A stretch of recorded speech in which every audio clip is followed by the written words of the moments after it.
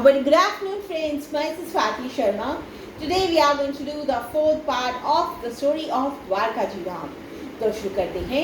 देखिए, the Mahabharata narrates it. देखिए, जो हिंदू शास्त्र महाभारत है, ये सुनाती है एक कहानी. किसकी कहानी? डिवाइन रेट्रीब्यूशन की. डिवाइन क्या होता है? दैवीय. रेट्रीब्यूशन क्या होता है? बदला. एंड कर्सेस और श्राप की. किसकी कहानी सुनाती है? बदले और श्राप की कहानी सुनाती है.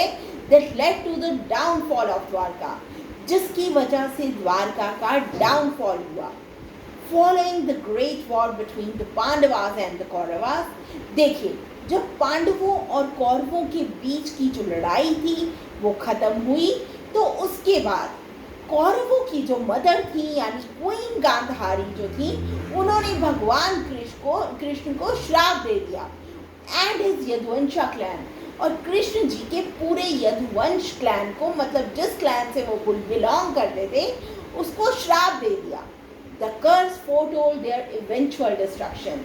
देखिए, गांधारी ने जो ये श्राप दिया था उसने पहले ही बता दिया. फोरटोल्ड का मतलब क्या होता है? कोई चीज होने से पहले ही बता देना. देयर इवेंचुअल डिस्ट्रक्शन, ये बता दिया कि एंड में उनकी डिस्ट्रक्शन होगी. Mirroring the fate of the Kauravas. क्यों किया गांधारी ने ऐसा? क्योंकि उन कौरवों की डेथ हो गई थी लड़ाई में.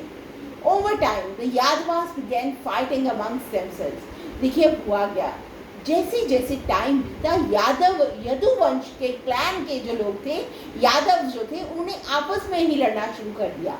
Lord Krishna stricken with grief. देखिए, इस वजह से श्री कृष्ण जो थे बहुत दुखी हो गए.